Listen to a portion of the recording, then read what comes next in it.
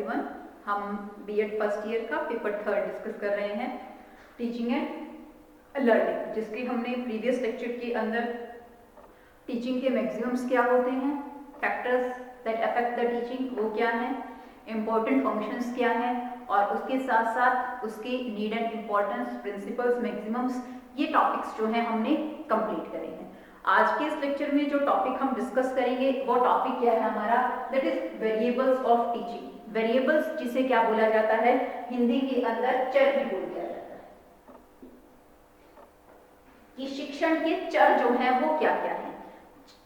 चर देखिए, वेरिएबल्स नाम से ही आपको क्लियर हो रहा है कि any factor which is valid that is liable, कि वो हमेशा क्या हो रहा है, किसी भी टीचिंग सिस्टम के अंदर, एजुकेशन सिस्टम के अंदर क्या हो रहा है, आपका वेरी हो रहा है। वेरी का मतलब परिवर्तित हो रहा है, चेंज हो रहा है, ठीक है। क्योंकि टीचिंग जो है, टीचिंग क्या है, एक ऐसा प्रोसेस है, कॉम्प्लेक्स प्रोसेस की संज्ञा इसे दी जाती है, जिसे हम ट्राइपोलर प्रोसेस कहते हैं। जब हमने इसकी कैरेक्टरिस्टिक्स करी थी तो कैरेक्टरिस्टिक्स में सबसे पहली कैरेक्टरिस्टिक्स मैंने आपको यही करवाई थी कि टीचिंग क्या है, teaching is a tripolar process. Tripolar process का मतलब teaching that is the interaction between a teacher and a learner, और इस इंटरेक्शन का जो मेन हम ये कहें कि कंटेंट जो उन दोनों को लिंक्ड करता है वो कौन है, उसके अंदर कंटेंट मटेरियल होता था। इसलिए टीचिंग जो है उसके अंदर क्या थे हमारे पास, 3 मेन पार्ट्स थे कि एक टीचर होता है, एक लर्नर है, और एक क्या है, कंटेंट मटेरियल है। कि उसके अंदर जो टीचर है एक एक्सपीरियंस पर्सन है दैट शेयर हिज और हर नॉलेज टू द लर्नर, जो हमारे पास अनएक्सपीरियंस पर्सन है उसके साथ वो शेयर करता है। जो शेयरिंग के लिए हम कहें कि टीचिंग को एक फॉर्मल पैटर्न माना जाता है। फॉर्मल पैटर्न क्यों माना जाता है, क्योंकि इसमें जो कंटेंट, जिस विषय वस्तु के ऊपर, जिस कंटेंट के ऊपर बातचीत होती है वो क्या होता है, हमारा फिक्स्ड होता है, और जो कंटेंट है वो क्या करता है, इन दोनों को बांध के रखने में या इनको लिंक्ड करने की एक कड़ी की तरह हमारे पास काम करता है। तो आज हम देख रहे हैं कि टीचिंग के वेरिएबल्स जो हैं वो कौन कौन से हैं। तो देखिए आपके सामने है, मेजरली वेरिएबल्स जो हैं टीचिंग के वो क्या हैं, 3 टाइप्स के वेरिएबल्स होते हैं। फर्स्ट क्या है आपके पास, इंडिपेंडेंट, सेकंड क्या है आपके पास, डिपेंडेंट, और थर्ड क्या है आपके पास, इंटरमीडिएट। जिसके अंदर अगर हम हिंदी में कहें तो इंडिपेंडेंट यानी कि स्वतंत्र चर की संज्ञा दी जाती है, डिपेंडेंट जिसे हम आश्रित चर की संज्ञा देते हैं, और इंटरमीडिएट जिसे मध्यस्थ चर की जो है वो संज्ञा दी जाती है। तो सबसे पहले देखिए इंडिपेंडेंट। इंडिपेंडेंट क्या हो गया, स्वतंत्र चर। तो स्वतंत्र चर इसके अंदर कौन भूमिका निभाता है, हम ये कहें कि किसी भी टीचिंग प्रोसेस के अंदर लीड रोल जो है वो किसके थ्रू किया जाता है, वो टीचर के थ्रू किया जाता है। तो इंडिपेंडेंट, किसी भी टीचिंग प्रोसेस के अंदर इंडिपेंडेंट कौन है, टीचर है। लेकिन इंडिपेंडेंट होने के साथ हम कहें कि पूरी की पूरी जो रिस्पॉन्सिबिलिटी है वो किसके हाथ में होती है, वो भी टीचर के हाथ में होती है। हम ये कहें कि पूरी रूप से जो टीचिंग प्रोसेस है उसको प्लान करने का काम, प्लानिंग जो है वो किसके हाथ में है, टीचर के हाथ में है। उसके साथ साथ उसको लीड करने का काम, ठीक है, ऑर्गेनाइज करने का काम, वो मेन जो है, वो सारी की सारी वर्किंग जो है वो किसके हाथ में होती है, that is the hand of the teacher. पूरी की पूरी जो हम ये कहें कि फुल रिस्पॉन्सिबिलिटी कि एक टीचिंग प्रोसेस जो है वो सक्सेसफुल होगा या नहीं होगा, इस चीज की जो हम कहें कि कंडीशन जो है वो किस चीज के हाथ में होती है, successful of any teaching is depend upon the teacher. क्योंकि टीचर जो है वो एक टीचिंग कम्युनिकेशन प्रोसेस में एक सेंडर का रोल जो है वो क्या करता है, प्ले करता है। तो उसको प्रॉपर्ली परफॉर्म करने का, ऑर्गेनाइज करने का हर चीज जो है वो किसके हाथ में होती है, टीचर के हाथ में जो है वो होती है। अब देखिए डिपेंडेंट, टीचिंग प्रोसेस के अंदर डिपेंडेंट कौन होता है। डिपेंडेंट की अगर हम बात करें तो जो एक लर्नर है वो कौन है, वो एक डिपेंडेंट का रोल जो है इसके अंदर प्ले करता है, वो आश्रित होता है। वो हम कहें कि पूर्ण रूप से किसी भी तरीके से आश्रित है। किसके ऊपर आश्रित है, वो टीचर के ऊपर जो है वो आश्रित होती है। जैसा उसे पढ़ाया जाता है वो वैसा ही इसके अंदर पढ़ता है। लेकिन जिस तरह से एक बेस्ट कम्युनिकेशन प्रोसेस के अंदर जब तक जो हम कहें कि सेकेंड पॉल नहीं होता, एक पॉल सेंडर होता है, दूसरा रिसीवर होता है, तो वो कम्युनिकेशन कंप्लीट नहीं होता। तो सिमिलरली टीचिंग के अंदर अगर लर्नर ही नहीं होगा, रिसीवर ही नहीं होगा, तो वो टीचिंग प्रोसेस जो है वो क्या है, आपका इनकम्प्लीट रह जाएगा, वो कभी भी कंप्लीट जो है वो नहीं होगा। तो हम ये कहें कि परफॉर्मेंस जो है किसके द्वारा दी जाती है, मेनली जो परफॉर्मेंस है that is given by the learner. Performance कौन देगा, वो लर्नर के थ्रू दी जाएगी। टीचर प्लान कर रहा है, उसकी परफॉर्मेंस लर्नर दे रहा है। उसके साथ साथ हम ये कहें कि फीडबैक का काम है वो किसके द्वारा आता है, वो भी आपका लर्नर के द्वारा आता है। एक्टिव हम ये कहें कि पार्टिसिपेशन,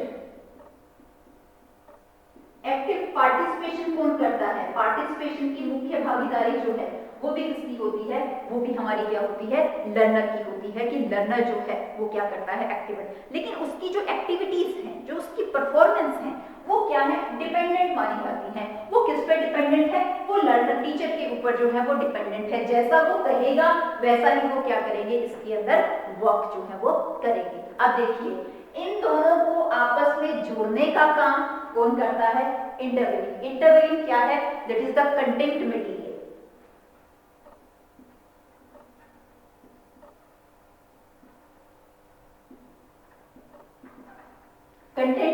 कंटेंट मटेरियल विषय वस्तु या आप करिकुलम कह सकते हो उसे, पाठ्यक्रम जो होता है, जिसके ऊपर जो है हम कहें कि पूरा का पूरा जो एक टीचिंग प्रोसेस है वो क्या है, आधारित होता है, वो इंटरवीनिंग। इन दोनों को जोड़ने का जो काम कर रहा है कंटेंट मटेरियल। टीचर जो है वो किसी भी चीज की इंफॉर्मेशन देगा, वो किस चीज की इंफॉर्मेशन देगा, क्या मैसेज होगी, क्या वस्तु होगी, क्या कंसेप्ट होगा, ये कहां से पता चलता है, वो इंटरव्यूइंग जो हम कहें मध्यस्थ चर से जो है वो पता चलेगा कंटेंट मटेरियल क्या होगा। उसके साथ साथ टीचर जो है वो पढ़ाने के लिए क्या हम ये कहें कि टेक्निक्स यूज करेगा, स्ट्रेटेजीज जो है वो क्या होंगी पढ़ाने की, मेथड्स जो है वो क्या होंगे पढ़ाने की, वो सब चीज जो है वो क्या होती है, इंटरव्यूइंग में आती है। उसके साथ साथ टेक्निक्स आ गई इसके अंदर हमारी,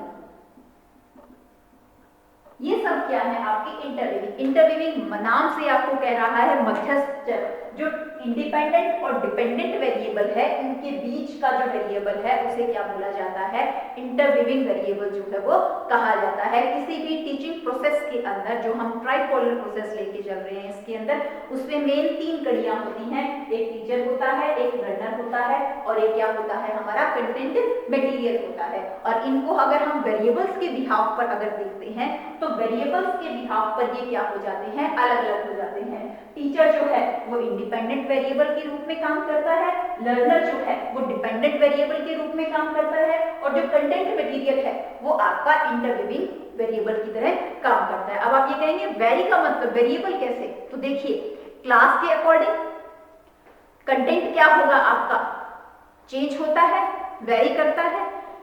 क्लास के अकॉर्डिंग टीचर भी क्या होगा, चेंज होगा, वो भी क्या कर रहा है, वेरी कर रहा है। लर्नर किस तरह से वेरी करेगा, उसका जो लेवल है, उसका जो एक्सपीरियंस है, उसकी जो नॉलेज है वो क्या हो जाएगी, चेंज हो जाएगी। तो लर्नर भी क्या करता है, वेरी करता है। तो ये मेजर क्या है हमारे पास, these are the 3 variables of a teaching, independent variable, dependent variable और इंटरव्यूइंग वेरिएबल। टीचिंग प्रोसेस के अंदर टीचर किस चीज का रोल प्ले कर रहा है, वो इंडिपेंडेंट वेरिएबल का रोल प्ले कर रहा है। लर्नर वो किस चीज का रोल प्ले कर रहा है, वो डिपेंडेंट का रोल प्ले कर रहा है। और जो इंटरव्यूइंग कंटेंट मटेरियल जो हमारे पास है, स्ट्रेटजीज जो हमारे पास हैं, techniques that is used by the teacher, methods these which are used by the teacher in the teaching process, that is come in the interviewing variables. अब हम देखते हैं कि इन टीचिंग वेरिएबल्स के फंक्शंस क्या हैं।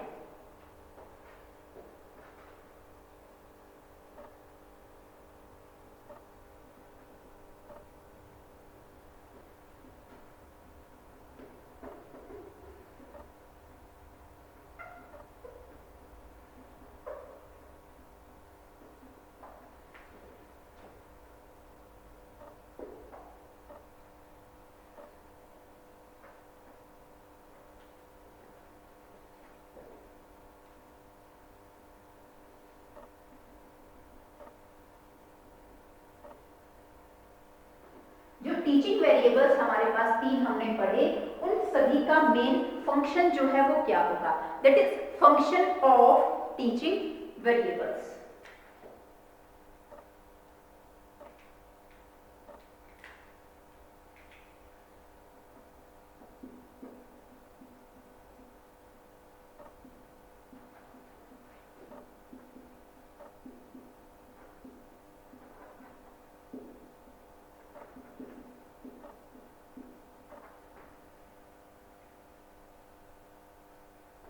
वेरिएबल्स का फंक्शन क्या होगा? फंक्शंस यानी कि जो हमने 3 वेरिएबल्स कहे कि टीचर का बात करी हमने इसके अंदर लर्नर की बात करी, हमने इसके अंदर कंटेंट मटेरियल की बात करी, तो उनके वेरिएबल फंक्शंस कार्य क्या होंगे? तो जब कार्य की बात आती है तो कार्य को फंक्शंस को 3 पार्ट के अंदर जो है वो डिवाइड किया जाता है। इसके अंदर सबसे पहला जो फंक्शन आता है वो क्या है हमारे पास? That is diagnostic function. Diagnostic function जिसे हिंदी में हम निदानात्मक कार्य भी कहते हैं। देखिए, एक टीचर और लर्नर का जो रिलेशन है वो एक पेशेंट और डॉक्टर के रिलेशन की तरह होता है। जब डॉक्टर के पास कोई पेशेंट जाता है तो डॉक्टर सबसे पहले क्या करता है? अपने पेशेंट की जो प्रॉब्लम है, समस्या है, उसका डायग्नोस करता है। तो डायग्नोस करने के बाद ही वो उसको मेडिसिन देता है। तो इसी तरह से जब टीचिंग लर्निंग की बात आती है तो जो टीचर जो है अगर वो पढ़ाना चाहता है और अपने लर्नर की बिहेवियर को वो चेंज करना चाहता है, उसकी प्रॉब्लम्स को सॉल्व करना चाहता है, तो सबसे पहले वो क्या फंक्शन करेगा? वो डायग्नोस्टिक फंक्शन करेगा। डायग्नोस्टिक फंक्शन का मतलब वो निदानात्मक कार्य करेगा कि मेरे जो लर्नर्स हैं उनकी समस्याएं जो है वो किस तरह की है, और जिसके अंदर सबसे पहले वो क्या करेगा? Analysis of teaching problem.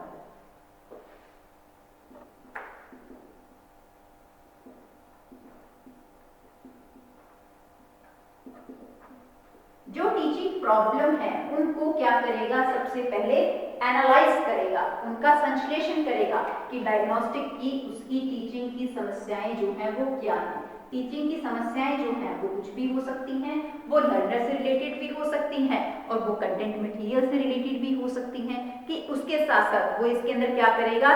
Determine the entry behaviour of the peoples या लर्नर्स।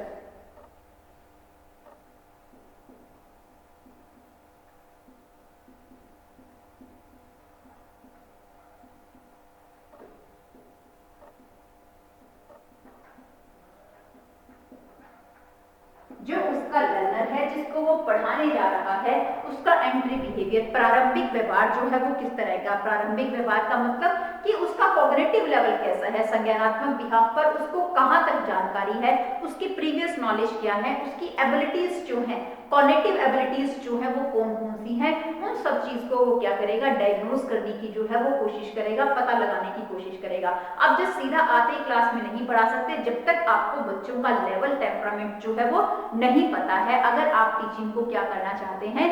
सक्सेसफुल जो है वो बनाना चाहते हैं, आप टीचिंग प्रॉब्लम्स को एनालाइज करेंगे और बच्चों का जो एंट्री बिहेवियर है उस चीज को वो क्या करेंगे? आप पता लगाने की कोशिश करेंगे। उसके साथ साथ आप करेंगे रिकॉग्निशन ऑफ इंडिविजुअल डिफरेंसेस।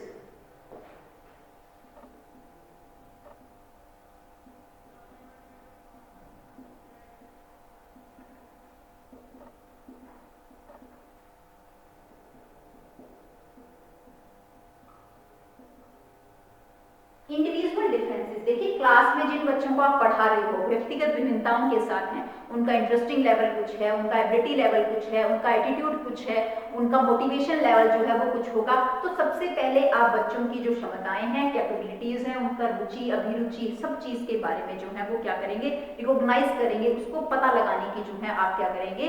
कोशिश करेंगे। और साथ ही साथ आप क्या करेंगे? कंटेंट एनालिसिस, जो विषय वस्तु आपने पढ़ानी है उसको आप बिल्कुल अच्छे तरीके से, जो टीचर है वो अगर टीचिंग को इफेक्टिव बनाना चाहता है तो उसको सबसे पहले वो क्या करेगा? एनालाइज करेगा, उसका प्रॉपर्ली संश्लेषण जो है वो करके देखेगा। अब नेक्स्ट आता है इसके अंदर रिमीडियल, जो नेक्स्ट फंक्शन है डायग्नोस्टिक के बाद सेकेंड फंक्शन जो हमारे पास आता है दैट इज रिमीडियल। रिमीडियल जिसे हिंदी में हम क्या कह देते हैं? आदेशात्मक भी बोल दिया जाता है। जब हमने ये डिसाइड कर लिया कि हमारे बच्चे का लेवल कैसा है जिसको हमने पढ़ाना है, उनका एंट्री बिहेवियर कैसा है, इंटरेस्ट, उसकी इंडिविजुअल नीड्स क्या है, डिफरेंसेस क्या है, कंटेंट को हमने अच्छे तरीके से एनालाइज कर लिया, तो नेक्स्ट क्या आ जाता है, हमारा रिमीडियल आ जाता है कि हम जैसे डॉक्टर जो है वो बीमारी का पता लगाने के बाद वो क्या करता है, अपने पेशेंट को मेडिसिन देता है। तो सिमिलरली क्या हो जाएगा, हमारे पास रिमीडियल हो जाएगा आदेशात्मक, जिसमें सबसे पहले आता है सिलेक्शन ऑफ सब्जेक्ट मैटर, जो उसे पढ़ाना है उस चीज को वो सिलेक्ट करेगा।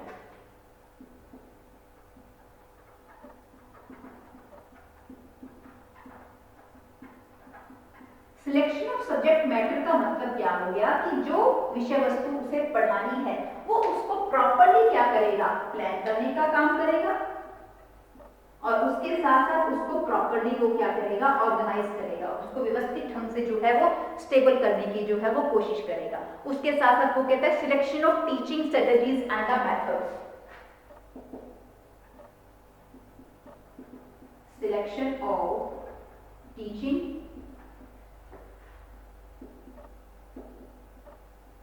Strategies and matter. जब हमारा कंटेंट मैटर जो है वो एनालाइज होगा, उसको ऑर्गेनाइज किया जाएगा, तो इसके अंदर टीचर ये भी देखेगा कि उसका जो कंटेंट मटेरियल है उसको इफेक्टिवली पढ़ाने के लिए वो कौन सा मेथड जो है वो लगाए, कि जो कंटेंट है जब उसने उसको प्लान किया, ऑर्गेनाइज किया, तो वो मेथड भी तो सिलेक्ट करेगा कि उसे लेक्चर मेथड से पढ़ाना है, उसे डेमोन्स्ट्रेशन मेथड से पढ़ाना है, उसे प्रॉब्लम सॉल्विंग मेथड से पढ़ाना है, प्रोजेक्ट मेथड से पढ़ाना है, इंडक्टिव डिडक्टिव मेथड से पढ़ाना है, कौन सा मेथड जो है वो उसकी टीचिंग के लिए या उसके कंटेंट मटेरियल के क्या है, सुटेबल है, ये चीज जो है वो क्या करेगा, सिलेक्ट करेगा। नेक्स्ट आता है सिलेक्शन ऑफ फीडबैक।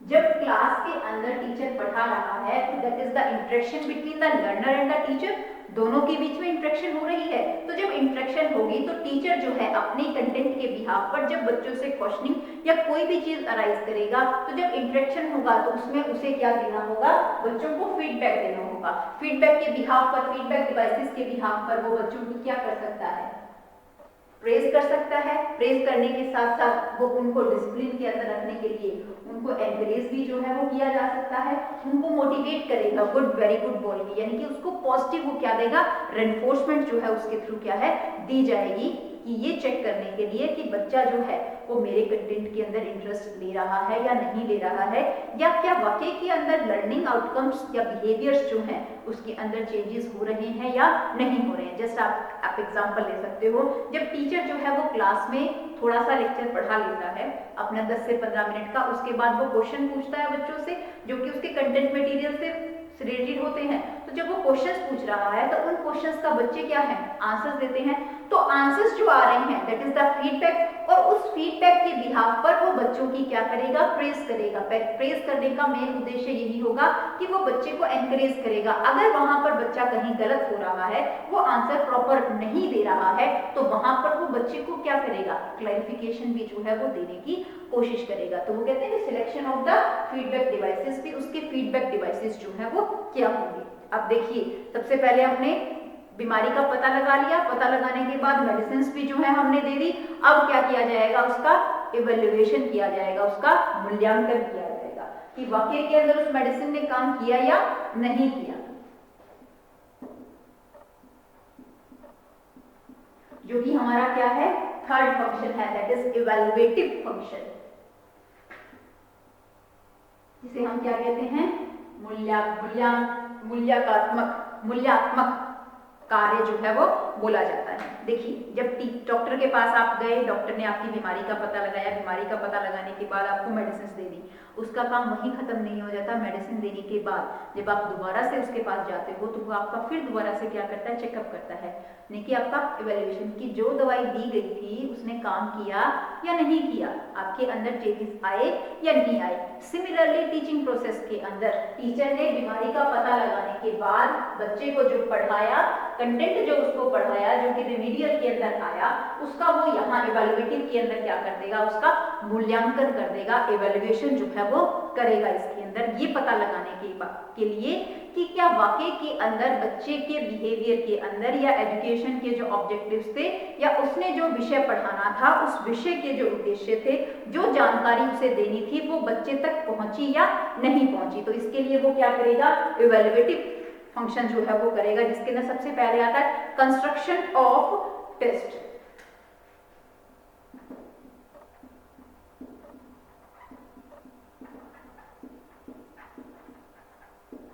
वो बच्चे की इवैल्यूएशन के लिए टेस्ट जो है वो क्या करेगा, कंस्ट्रक्ट करेगा। कंस्ट्रक्ट टेस्ट क्या हो सकते हैं आपके, सब्जेक्टिव भी हो सकते हैं, ओरल भी हो सकते हैं, उसके साथ साथ वो क्या हो सकते हैं आपके ऑब्जेक्टिव भी हो सकते हैं, रिटन भी ले सकता है, वो प्रोजेक्ट भी दे सकता है, मल्टीपल चॉइस भी हो सकता है, वो उसके ऊपर डिपेंड करता है। फिर वो कहता है evaluation of test, evaluation of test behaviour changes. Behaviour changes को वो क्या करेगा, टेस्ट करेगा।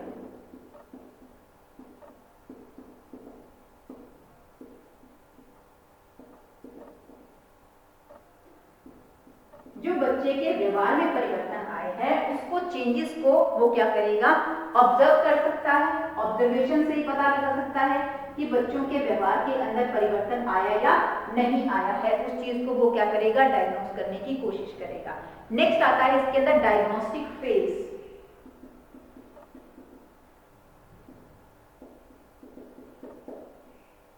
डायग्नोस्टिक फेज का मतलब क्या होता है, ओवरऑल व्यू कि एक टीचिंग जो है वो सक्सेसफुल हुई या नहीं हुई, टीचिंग के जो ऑब्जेक्टिव्स थे वो फुलफिल हुए या नहीं हुए, इस चीज को देखने के लिए रिजल्ट कैसा रहा, ये चीज जो है वो देखी जाएगी। हम कहें कि ओवरऑल जो है व्यू जो है वो इसका जो है वो निर्धारित किया जाएगा कि टीचिंग के ऑब्जेक्टिव्स के बिहाफ पर बच्चे के अंदर जो आउटकम्स थे, हम कहें कि आउटकम ऑफ लर्नर जो है वो पॉजिटिवली आए या नहीं आए हमारे सामने, वो किस में देखा जाएगा, आपका डायग्नोस्टिक फेज के अंदर जो है वो देखा जाएगा। तो ये क्या है आपके पास, function of teaching variables. Function of teaching variables क्या है हमारे पास, first diagnostic function, second remedial और थर्ड क्या है हमारा इवैल्यूएटिव। डायग्नोस्टिक में मतलब कि सबसे पहले जो टीचिंग के बिहाफ पर पढ़ाने से पहले जो समस्याएं हैं या अपने लर्नर को प्रॉपर्ली क्या किया जाएगा, डायग्नोस किया जाएगा। फिर उसका क्या है, रिमीडियल वर्क जो है वो किया जाएगा, यानी कि उसे पढ़ाया जाएगा और उसके बाद इवैल्यूएशन की जो उसे कंटेंट पढ़ा दिया गया उसका वो क्या करेगा, मूल्यांकन करेगा, ये चीज देखने के लिए कि जो उसने बच्चे को लर्न आउट करवाया, जो उसे पढ़ाया, जो कंटेंट उसे डिलीवर किया गया, वो उसके डिजायरेबल ऑब्जेक्टिव्स जो है वो फुलफिल हुए या नहीं हुए, रिजल्ट जो है वो हमारा पॉजिटिव वे में सामने आया या नहीं आया, कि उसकी टीचिंग जो है वो सक्सेसफुल रही या नहीं रही, उस चीज को वो यहाँ पर जो है वो देखेगा। इससे पहले जो हमने किया वो क्या थे, हमारे वेरिएबल्स थे कि वेरिएबल ऑफ टीचिंग होते क्या है। वेरिएबल्स यानी कि टीचिंग प्रोसेस के अंदर ऐसे फैक्टर्स जो कि क्या करते हैं, वेरी करते हैं, परिवर्तित होते हैं, चेंज होते हैं, उन फैक्टर्स को क्या बोला जाता है, वेरिएबल्स बोला जाता है। और मेनली हमारे पास क्या है, तीन वेरिएबल्स हैं हमारे पास। फर्स्ट क्या था हमारा, इंडिपेंडेंट वेरिएबल, सेकंड क्या था हमारा, डिपेंडेंट वेरिएबल और third intervening. Teaching learning process के अंदर टीचर जो है वो क्या रोल प्ले कर रहा है, इंडिपेंडेंट वेरिएबल का, लर्नर डिपेंडेंट वेरिएबल का, और कंटेंट मटेरियल जो है वो किस चीज का रोल प्ले करता है, आपका इंटरवीविंग वेरिएबल का जो है वो रोल प्ले करता है। उसके बाद हमने इनके फंक्शंस देखे कि इन टीचिंग वेरिएबल्स के फंक्शंस जो है वो क्या क्या होते हैं। तो फंक्शंस भी हमारे पास क्या थे, 3 टाइप के थे। फर्स्ट क्या है हमारे पास, डायग्नोस्टिक फंक्शन, सेकंड क्या है हमारे पास, रिमीडियल फंक्शन, और थर्ड क्या है हमारे पास, इवैल्यूएटिव फंक्शंस। तो आज हमने वेरिएबल्स ऑफ टीचिंग और उसके फंक्शंस का टॉपिक जो है वो कंप्लीट किया। नेक्स्ट टॉपिक हम नेक्स्ट सेक्शन में